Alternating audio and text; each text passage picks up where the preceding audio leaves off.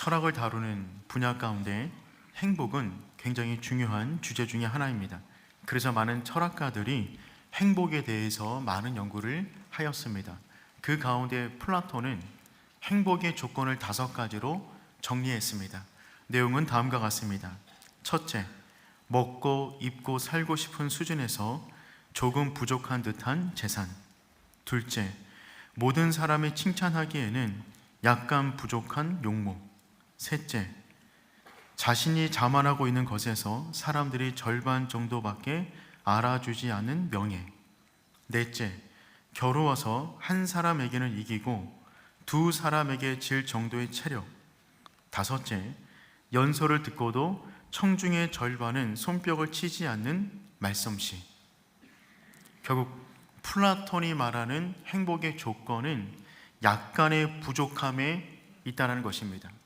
이 글을 읽는데 마음이 평안해졌습니다. 아, 그렇구나. 모든 것을 완벽하게 다 잘하려고 바둥바둥 거리기보다는 삶의 부족함을 인정하며 살아갈 때 행복이 오겠구나 라고 하는 마음이 드니까 저도 순간 마음이 편해지더라고요. 그런데 오늘 말씀을 묵상하다 보니까 더욱더 놀라운 사실을 발견하게 되었습니다. 철학에서 말하는 부족함이 심리적인 약간의 위안을 준다면 성경에서 말하는 부족함은 하나님의 은혜를 담는 기적의 바구니가 된다는 것입니다. 성경은 부족함을 단지 견디라고 말하고 있지 않습니다. 반면 부족함이야말로 하나님의 은혜가 임재가 담겨지는 은혜의 공간이 된다고 말을 합니다. 사람들은 강점을 가지고 일하지만 하나님은 우리의 약점을 통하여 일하십니다. 사람의 강점은 그 사람의 가능성을 보여주지만 그 사람의 약점은 하나님의 행하실 가능성을 보여주는 것입니다. 부족함은 은혜가 담기는 공간이 된다는 것이죠. 이 사실이 요한복음이 정말 잘 말해주고 있습니다. 우리는 계속해서 요한복음 가운데 등장하고 있는 7가지 표적을 살펴보고 있는데 오늘은 4번째 표적입니다. 그런데 앞선 3가지의 표적을 가만히 묵상해 보면 한 가지 공통점이 있습니다. 전부 다 그 기적과 표적이 일어났을 때 부족한 삶의 공간에 일어났다는 것입니다. 첫 번째 표적인 가나 혼인잔치 가운데 포도주가 떨어진 자리에 표적이 일어났어요.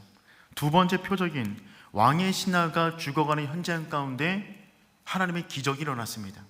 세 번째 표적인 베데스다 연못가 가운데 38년 된 병자, 그 인생의 부족한 가운데 주의 은혜가 담겼습니다.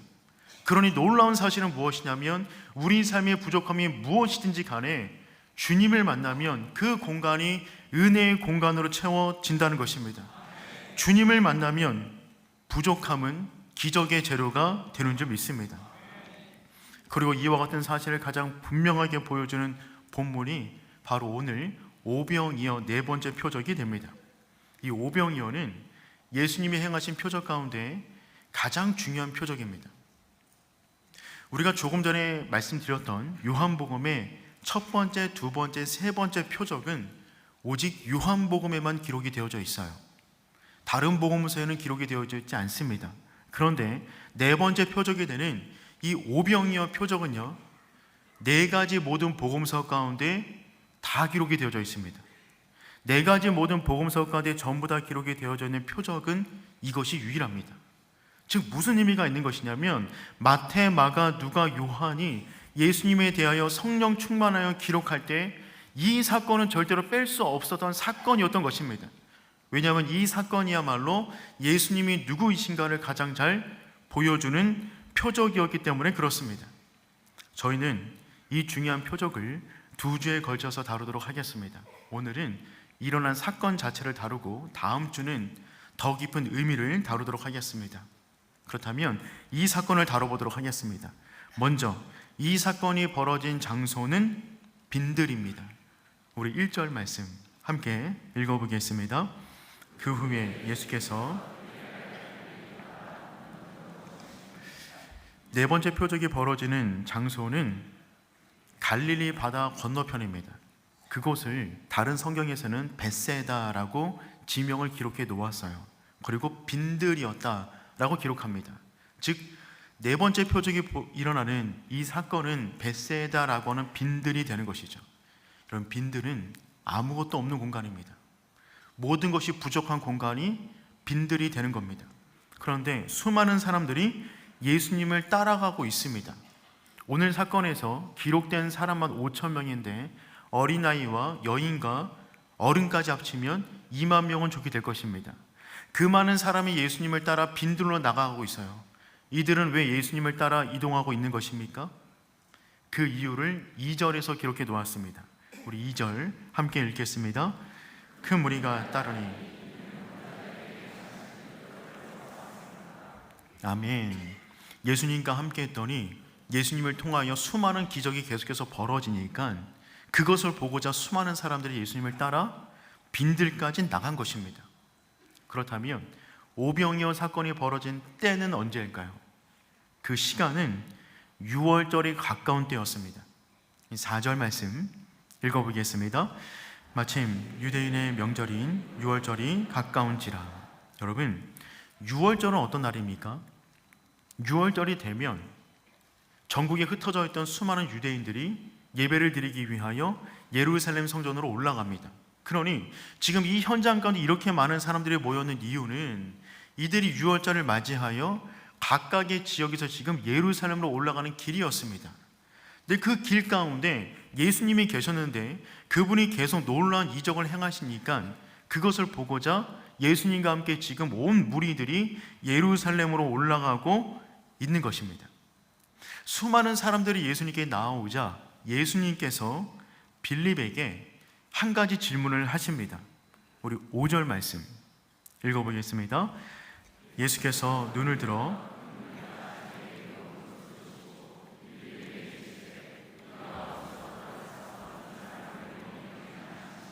아멘. 예수님께서 어떤 질문을 하셨습니까? 우리가 어디에서 떡을 사서 이 사람들을 먹이겠느냐? 예수님께서는 그들 안에 있는 굶주림을 보셨어요. 허기를 보셨습니다. 그런데 벳세다 빈들이었어요. 아무것도 먹일 음식이 없으니 예수님께서 빌립에게 어디서 떡을 사서 이 사람들을 먹이겠냐라고 물어보십니다. 예수님의 제자가 12명인데 왜 하필이면 빌립에게 이 질문을 하셨을까요? 빌립의 고향이 벳세다입니다. 그러니 빌립은 이 지역을 잘 알고 있는 사람이었어요. 더군다나 오늘 사건 가운데 또 한 명 등장하는 제자인 안드레 역시 고향이 이곳입니다.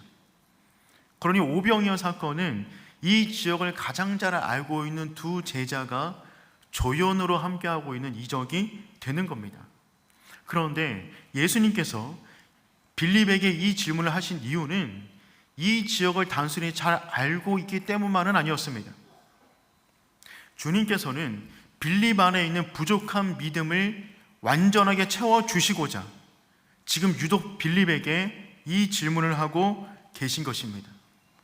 부족한 모든 삶의 현장 가운데 오직 주님의 은혜로만 그 부족함이 채워진다는 놀라운 영적 진리를 알려주시고자 빌립에게 이 질문을 하고 있다는 것입니다. 오늘 우리가 이 오병이어 사건을 통해서 그렇다면 하나님께서 우리에게 말씀하시는 메시지는 무엇일까? 세 가지로 한번 나눠보도록 하겠습니다. 첫 번째는 이것입니다. 예수님은 우리의 부족한 믿음을 채우시길 원하십니다. 예수님은요, 우리의 부족한 믿음이 정말 충만해지기를 원하십니다. 예수님께서 빌립에게 물어보셨어요. 우리가 어디서 떡을 사서 이 사람들을 먹이겠느냐? 예수님의 질문의 핵심은 무엇입니까? 떡을 살 수 있는 장소를 묻는 것이었습니다.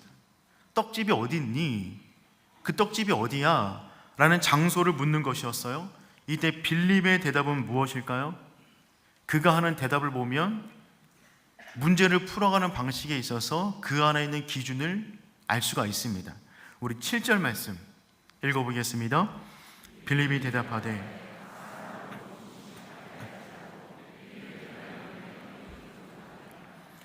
빌립은 수학적 능력이 대단한 사람이었어요. 빌립은 분석적이었고 사고형의 인물이었습니다. 예수님은 장소를 물었어요. 떡집이 어딨니? 빌립은 무슨 말을 합니까? 순간 사람들 대비 계산을 하더니만 200데나리온이 부족합니다. 한 데나리오는 하루 사람이 일하는 노동값입니다. 그러니 200데나리오는 8개월치 월급을 말하는 거예요. 우리나라 기준 최저시급을 기준으로 말하면 1393만 원입니다.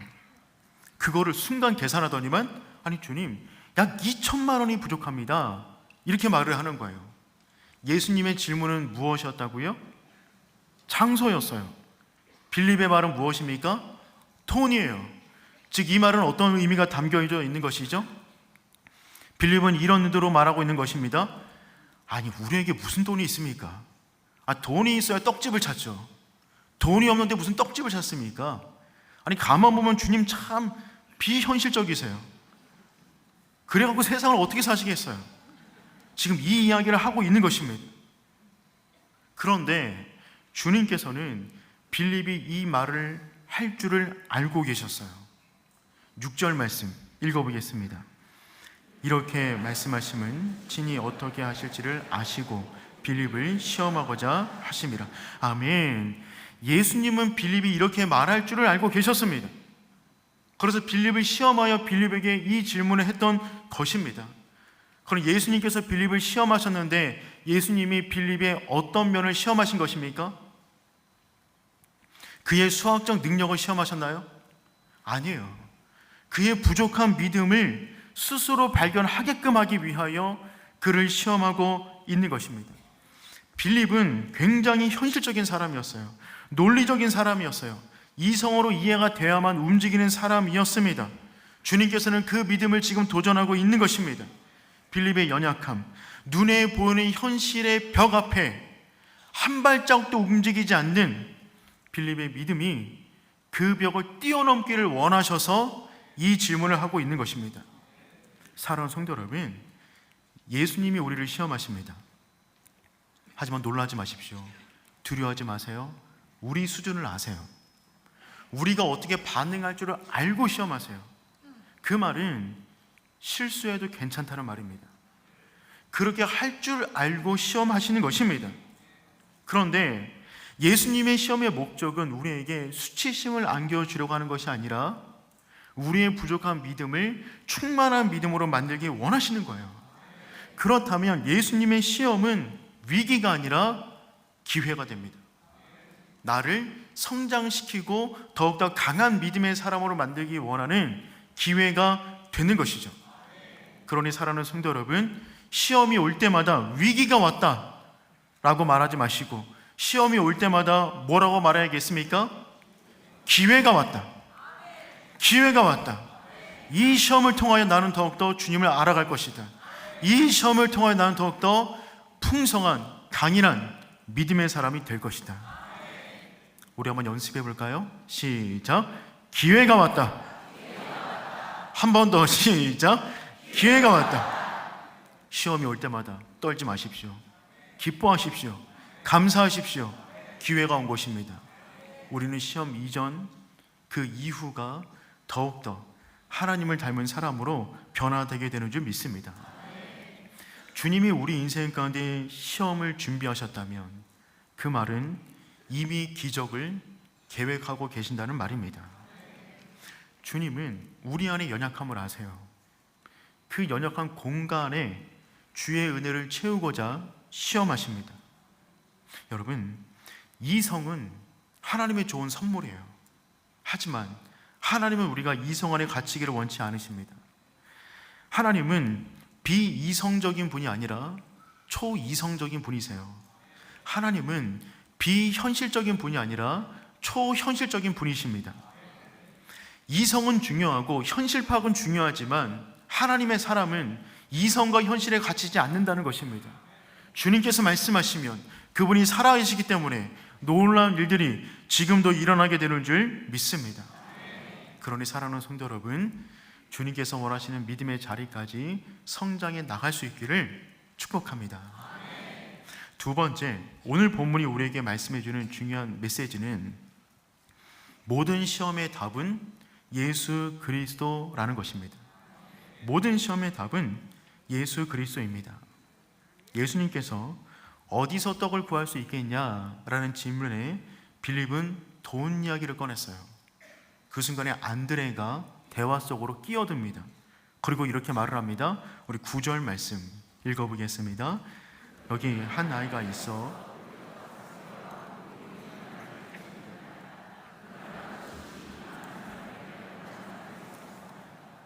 여러분, 안드레는 빌립보다 조금 나은 사람이었어요. 아이의 도시락 하나를 가지고 옵니다. 오병이어였어요. 보리떡 5개와 물고기 2마리입니다. 떡을 구할 장소를 묻는 질문에 빌립은 돈을 이야기했는데 안드레는 어디서를 말하고 있어요. 그 장소를 말합니다. 그 장소가 어디입니까? 어린아이였어요. 그는 사람 틈 속에서 이 문제를 해결할 방법을 찾았던 것입니다. 그리고 말을 합니다. 그런데 이것이 이 많은 사람에게 얼마나 되겠습니까? 즉 그는 사람들 속에서 떡의 문제를 해결하기 위하여 분주하게 돌아다녔지만 그가 스스로 깨달은 것입니다. 이것으로는 부족합니다. 여러분, 두 제자 모두 현실의 문제에 갇혀있는 사람들의 모습을 보여주고 있어요. 이들의 믿음은요, 현실의 벽 앞에 갇혀 있습니다. 이들은 도리어 이들이 하는 답안지를 볼 때 문제를 내고 있는 출제자를 바보 취급하고 있습니다. 빌립의 말은 다음과 같은 말이에요. 아니, 떡을 파는 곳을 알아서 뭐 하겠습니까? 돈이 없는데. 돈이 있어야 알아보죠. 돈 먼저 주세요. 알아볼 테니까. 이런 얘기인 것이고, 안드레의 말은 무슨 말이냐면, 아니, 떡을 구할 장소를 찾았는데 어린아이인데 오병이어밖에 안 됩니다. 이것이 무슨 가능성이 있겠습니까? 가능성이 없습니다 라는 말을 지금 하고 있는 거예요. 두 제자 모두 주님의 의도를 파악하지 못하고 자기 안에서 인간적인 답 2개를 말하고 있습니다. 답답을 말하고 있어요. 이런 상황을 어떤 상황이라고 그러죠? 답답한 상황입니다. 주님을 바라보지 못하고 자기 이성에 근거한 답을 말하는 상황을 답답한 상황이라고 말하는 것이죠. 그런데 생각해 보시길 바랍니다. 주님께서 질문하셨어요. 어디에서 떡을 구할 수 있겠냐? 그렇다면 답은 누가 알고 있는 겁니까? 질문한 자가 알고 있는 것입니다. 몰라서 물어보는 것이 아니에요. 아는데 그들 안에 어떤 믿음이 있는가를 보기 위하여 질문하신 것이었습니다. 그렇다면 빌립과 안드레가 해야 될 답은 무엇이었을까요? 예수님은 빌립과 안드레가 어떤 대답을 하기를 원하셨을까요? 이런 대답이 아니겠습니까? 아무리 계산해도 답이 없습니다. 주님만이 아십니다. 저는 모르겠습니다. 아무리 사람을 찾아도 도울 리가 없습니다. 가능성이 없습니다. 하지만 주님이라면 가능합니다. 이것이 주님이 원하는 답이었는데 빌립과 안드레는 큰 문제, 큰 계산을 할 수 있음에도 불구하고 크신 예수님을 바라보지 못했어요. 안드레는 도울 사람을 찾기 위하여 어린아이까지 데리고 왔지만 예수님께 도움을 간청하지는 못하는 사람이었습니다. 두 사람은 예수님을 믿는다고 하지만 여전히 자기 수준 안에서 믿음을 이어나가고 있는 거예요. 사랑하는 성도 여러분, 우리 인생 가운데 다가오는 모든 시험, 그것이 무엇인지 간에 그 모든 답은 예수 그리스도가 되는 줄 믿습니다. 주님 안에 답이 있습니다. 주님의 해답입니다. 주님이 길이고 진리가 되는 줄 믿습니다. 그러니 어떤 시험을 만나든지 간에 주님, 저는 모릅니다. 하지만 주님은 아십니다. 말씀하시면 제가 그것이 답인 줄 알고 그 답 붙잡고 살아가겠습니다. 그 믿음의 고백을 올려드릴 수 있는 귀한 성도 되기를 축복합니다. 김혜영 씨라는 분이 계십니다. 이분은 인생 자체가 결핍으로 충만한 인생을 사셨어요. 이분이 쓴 책 가운데 숨지마, 내 인생이잖아 라고 하는 책이 있습니다. 여러 번 읽어보았는데 읽을 때마다 참 감동이 됩니다. 책의 카피 가운데 이런 문구가 있어요. 134cm 결핍을 꿈으로 채운 김혜영의 신앙 고백. 이분은 태어나자마자 아버지가 이 아이를 본 다음에 딸인 것을 알고 던져버립니다. 순간 척추 손상을 입었어요. 그래서 척추 장애로 인해서 키가 134cm에서 멈추었습니다. 그 이후에 극심한 가난, 어머니의 정신병, 아버지의 자살, 초등학교 졸업, 그 상태에서 결핍이 충만한 인생을 살아가게 됩니다. 초등학교 졸업한 이후에 살기 위하여 입주 가사 도우미로 들어가 한 달에 5만 원씩 받고 근근히 살아갑니다. 이분의 소원이 딱 10cm만 더 크는 것이라고 쓰여져 있어요. 책에 이런 내용이 있습니다. 지금 이 키에다 10cm를 더하면 144cm, 거기에다가 하이를 신으면 154cm, 이만하면 이 세상에 부러울 게 뭐가 있으랴. 아마도 내가 하고 싶은 일을 다 하면서 이 세상이 좁다고 말하며 다녔을지 모른다. 참 많은 인생의 결핍을 안고 살아갔던 여인이었어요. 그런데 이분이 하나님을 만났습니다. 주님을 만났어요. 그러자 그 결핍의 공간만큼이나 주님이 자리 잡게 되었어요. 그러니 그 결핍의 공간만큼이나 주님의 충만한 은혜를 경험하게 된 것이죠. 그 이후에 자신감이 생겼어요. 직업 훈련을 통해서 옷감짜기 기술을 익혔는데 1985년 콜롬비아에서 열린 세계 장애인 기능대회에 나가서 금메달을 수상하게 됩니다. 이후에 하나님의 부르심에 순종하여 자기보다 더 불쌍한 사람들을 돕는다는 마음으로 아프리카 보츠나와에 가서 힘든 이들과 곁에 머물러 있어요. 14년간 사역했어요. 이후에 하나님께서 배움의 길을 열어주셔서 미국의 콜롬비아 대학원에서 사회복지학 석사를 졸업하게 됩니다. 지금도 전 세계를 돌아다니며 아픔 있는 사람들 곁에서 하나님의 사랑을 전하는 인생을 살아가고 있어요. 책에 이런 글귀가 있습니다. 제가 한번 읽어보겠습니다. 인생에 닥친 고난은 하나님이 사람을 사람답게 만드시려고 세팅해 놓으신 선물이다. 인생의 아쉬운 결핍은 사람에게 하나님을 잊지 말고 살아가라는 히든 메시지다. 고난과 결핍은 내 인생의 최대 위기이며 하늘의 문을 여는 열쇠였다. 척추 장애로 인해 성장이 멈춘 134cm의 작은 키, 이로 인해 나는 하나님을 만났다. 하나님을 잊지 않고 살아가고 있으며 하늘의 복된 비밀을 날마다 열어가고 있다. 아, 바람에 나부끼지 않는 깃발이 어디 있으랴. 성령의 바람이 오늘도 내 인생을 휘날리고 있다. 이 책이 나와 같이 하나님으로 가슴 뛰는 삶을 살고자 하는 이들에게 작은 보탬이 되길 소망한다. 정말 멋지지 않나요? 바람에 나부끼는 깃발처럼 성령의 바람에 나는 지금도 힘차게 나부끼고 있습니다 라는 믿음의 고백을 하고 있는 것입니다. 부족하지만 주님을 답으로 여길 때 그 인생을 채우신 그의 능력으로 인하여 힘차게 살아가게 되는 것입니다. 우리 역시 동일한 성령을 의지하며 살아가는데 그 성령의 바람에 의지하여 힘차게 나무끼는 우리 모두가 되기를 축복합니다.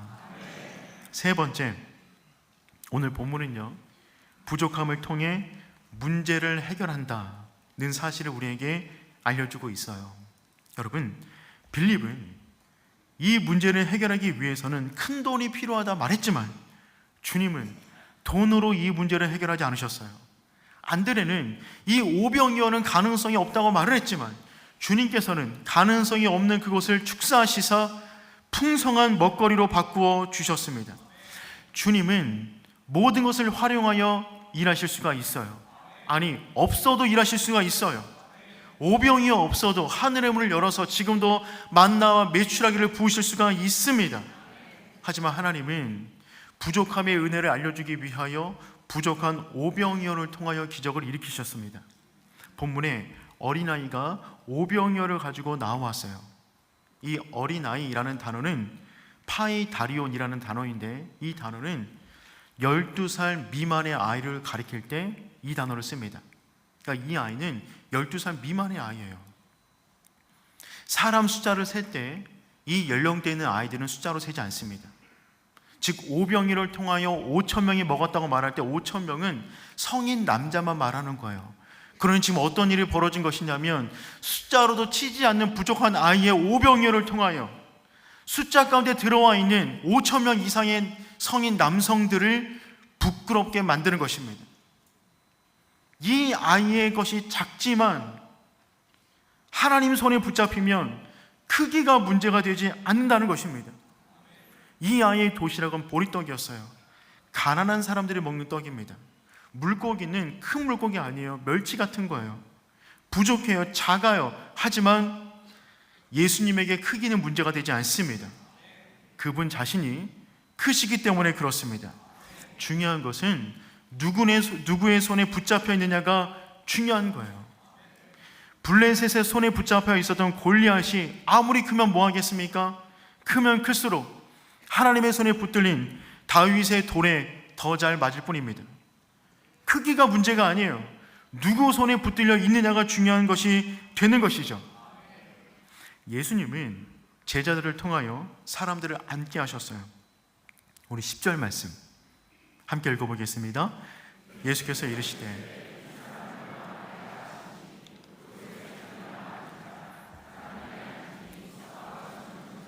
아멘. 예수님께서 제자들을 활용하셔서 사람들을 앉게 했습니다. 여기서 앉는다는 말은 그냥 앉는 것이 아니라 식사할 자세로 앉는 것을 말합니다. 그러니 사람들은 이제 무언가 먹을 것을 주려나 보다 라고는 기대감을 가지고 앉아 있는 것이죠. 제자들은 이해가 되지 않습니다. 도대체 어떻게 하시려고 이러시는 것인가? 그런데 여러분, 주님께서는 이 오병이어를 일으키신 이유가 단순히 배고픔을 채워주기 위한 것이 아니라 제자들의 부족한 믿음을 키우기 원하셨어요. 그래서 부족한 제자들로 하여금 군중 속으로 들어가 사람들을 앉게 하는 그 일에 제자들을 지금 사용하고 있는 것입니다. 모든 사람이 지금 예수님을 주목하고 있어요. 그때 예수님께서는 오병이어를 들어서 축사하십니다. 우리 11절 말씀 읽어보겠습니다. 예수께서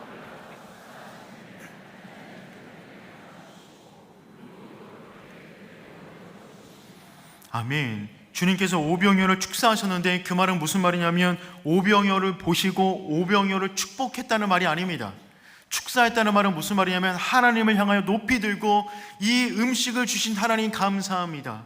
하나님께 감사 기도를 드렸다는 것입니다. 예수님은 오병이어가 부족하지만 부족한 것을 바라보고 있지 않아요. 크신 하나님을 향하여 기도하고 있는 것입니다. 하나님 감사합니다. 그러니 예수님께서 감사 기도를 올려드렸을 때 아직 현실 가운데 변화된 것이 아무것도 없지만 감사 기도를 먼저 올려드렸을 때 감사할 만한 놀라운 일들이 그 벳세다 빈들 가운데 이루어지게 되는 것입니다. 여러분 기억하시길 바랍니다. 감사가 먼저입니다. 감사하게 되면 감사한 내용을 눈으로 보게 되는 것입니다. 예수님의 기도는 감사가 항상 중심이었어요. 우리 요한복음 11장 41절 말씀 한번 읽어보겠습니다. 돌을 옮겨 놓으니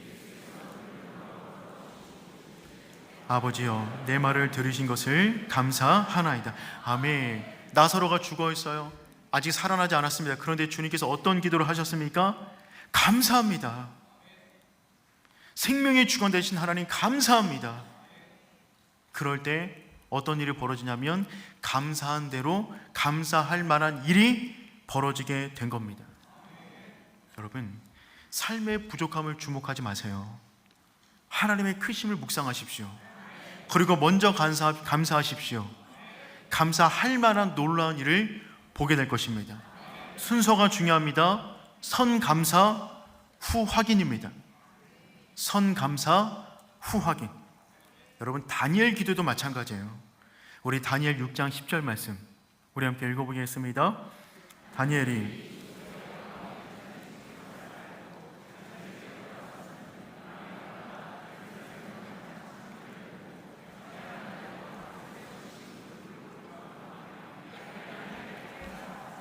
아멘. 여러분 그 당시 기도는 불법이었어요. 기도하면 사자굴에 던져지는 것입니다. 다니엘은 전에 하던 대로 기도하였습니다. 그 결과 어떤 일이 벌어졌습니까? 사자굴 속에 던져졌으나 인류 최초로 사자털을 이불 삼아 숙면을 취했어요. 놀라운 일이 그의 인생 가운데 끊임없이 벌어졌던 이유는 그의 인생 가운데 부족한 것이 많이 있었지만 항상 감사 기도를 올려드렸고 감사할 만한 일이 그 인생 가운데 따라오게 되었던 것입니다. 사랑하는 성도 여러분, 우리의 현실은 늘 부족합니다. 하지만 그 공간은 하나님이 채우시겠다는 약속의 공간이 되는 줄 믿습니다. 그 결과 어떤 일이 벌어졌어요? 원대로 먹고도 12바구니가 남았어요. 빌립은 조금씩 먹더라도 200데나리온이 부족합니다라고 말을 했지만 예수님은 돈 한 푼 들이지 않고 배불리 먹게 만드셨어요. 안드레는 오병이 오는 가능성이 없습니다라고 말했지만 하나님은 그 불가능한 가능성을 변화시켜 능히 먹고도 처음 드린 것보다 더 많이 남겼습니다. 12바구니를 남기셨어요. 주님이 그런 분이십니다. 그러니 사랑하는 성도 여러분, 인생의 부족함을 묵상하지 마시고 주님의 크심을 묵상하십시오. 그럴 때 우리 인생 주님께서 예비하신 놀라운 은혜를 경험하게 되는 줄 믿습니다. 믿음의 승부라는 영화가 있습니다. 기독교 영화인데요, 내용은 다음과 같습니다. 미식 축구를 하는 경기 가운데 한 코치가 부임했어요. 그런데 그 팀의 선수들은 너무 무기력감에 젖어 있었습니다. 주말에 경기가 하나 더 있는데 선수들이 그냥 설렁설렁 연습하고 있는 겁니다. 코치는 분위기를 파악했습니다. 그리고 매우 부정적인 태도를 취한 리더를 세웁니다. 그리고 그에게 말하는 것입니다. 내가 너를 지금부터 훈련시키겠다. 훈련명은 데스크롤입니다. 데스크롤은 어떤 훈련인 것이냐면 엎드려 뻗쳐란 상태에서 등에 한 사람을 태우고 그 상태로 끝까지 가는 것입니다. 그런데 조금 전에도 그 훈련을 했는데 한 10야드 정도까지 갔어요. 한 9m 정도 간 것입니다. 리더는, 그 코치는 그 리더를 세워놓고 내가 이제 너를 데스크롤 할 것인데 한 가지 조건이 있다. 눈을 가리겠다. 왜냐하면 보이는 것이 아닌, 보이는 것에서 좌우되는 것이 아니라 보이지 않는 데까지 가게 하기 위하여 눈을 가린 것입니다. 그런 다음에 데스크롤을 하는데 이 리더는 웃으면서 말을 합니다. 한 30야드 가면 되겠습니까? 근데 코치는 말을 해요. 나는 50을 목표로 하겠다. 헛웃음을 지으면서 사람 등에 태우지 않으면 그 정도로 갈 수 있을 것 같습니다 라고 말을 하는데 코치는 완강해요. 사람을 태우고 가게끔 만듭니다. 좋은 코치는 선수의 가능성을 봅니다. 주님은 우리 인생의 부족함을 보세요. 그 부족한 공간만큼 하나님의 은혜를 부어주실 것입니다. 그러니 약함은 강함이 되는 것입니다.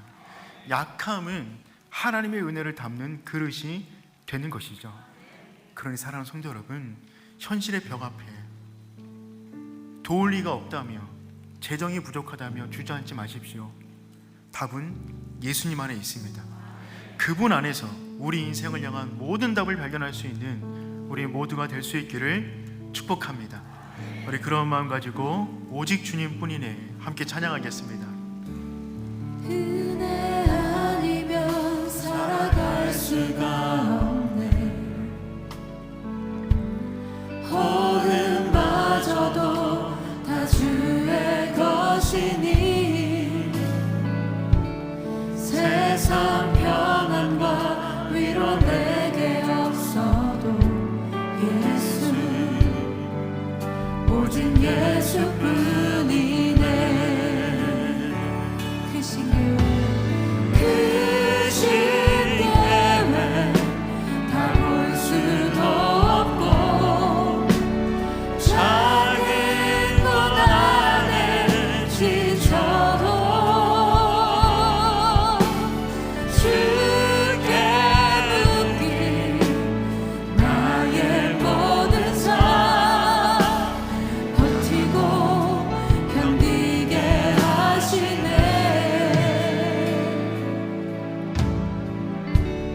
은혜 아니면 살아갈 수가 없네.